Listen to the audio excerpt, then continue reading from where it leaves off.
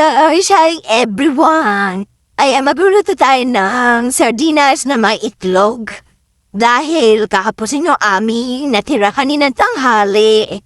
Kaya naisip ko na sardinas na may tutal, ito talaga. Paborito ng lahat po dito sa amin.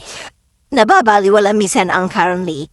At nagluluto rin ako ng ampalaya. Ito yung bahaw. Sibiya kaya naluto niyan. Pata.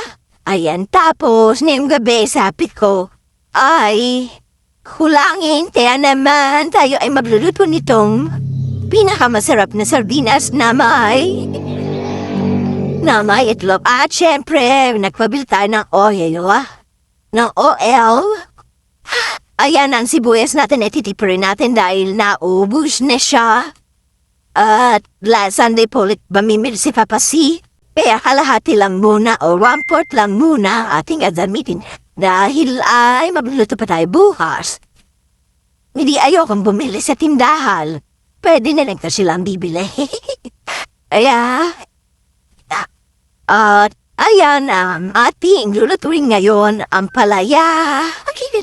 Ang palaya, ayan ang dumaan ang bote, bumibili na ang bote. Ayan, hindi ko nagamit yung mic na sabi sound. Ano din matotoo? Kaya ngayon, neto na lang muna ang ating, lang tayo voice over. Ayan, sa hanap ng voice over na may maingay. Ayan guys, eto na. Mag-umpisa na tayong mag-gisa. Eto nga pala, gusto rito ni Papa C. Kaya haluan natin siya na magic syrup. Alas may binili yung manugang ko na Rob. Pang-ani ata yung sa mga prito para tumapon yung kanyang oil. Ayan, at lalagay tayo ng kamatis. Ang kamatis, dalawa lang kasi bukas may bala akong magluto ng bangus na may kamatis sa may luya kasi binigyan ako ng aking friend ng bangus galing Pangasinan. Kaya dalawa lang muna ang ating lulutuin. Hiwa-hiwa lang muna tayo. At ayan na, matatapos na maghiwa.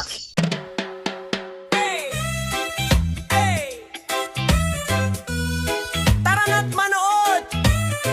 Sa saya ay sumama kay Mama Donna TV.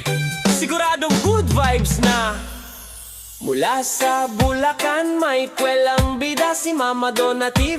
Mabila mataklan tayo dito sa asin para mawala ang fight ng kahapon. Ayaw namin na mapait ng palaya. Ayaw na ito ay masustansya. Ayaw painin pag mapait.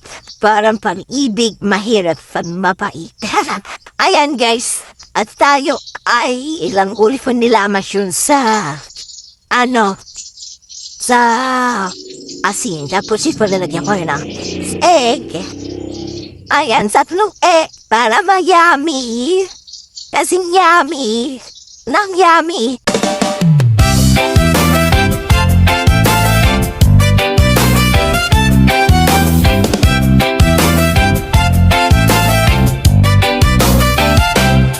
Mula sa Bulacan, may kwelang bida si Mama Donna TV, plantita sa tuwina. Halaman dito, halaman doon. Bawat tanim ay may pagmamahal sa kanyang garden. Presko at maaliwalas, stress-free vibes, napakagandang tingnan. Mahilig ding mamasyal kahit saan magpunta. Sa vlog niya'y kwento'y puno ng saya. May tawanan, may kulitan, may konting chikahan. Good vibes ang dala saan mang lakaran. May LS din gabi-gabi, kwentuhan kahit anong tema'y pwede. May lising gabi-gabi, kwentuhan kahit anong tema'y pwede. Marites man no throwback pa sa LS ni Mama Donna, lahat tayo ay bida. Hindi ko muna ginamit yung bigay ng ating kaibigan na kawali. At baka magasgasan. Sa mga susunod na lang po igagamitin yon.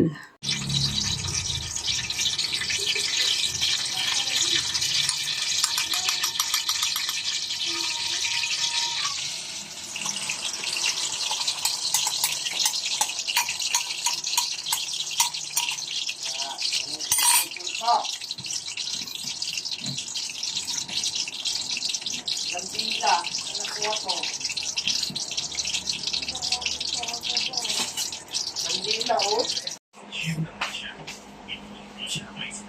na!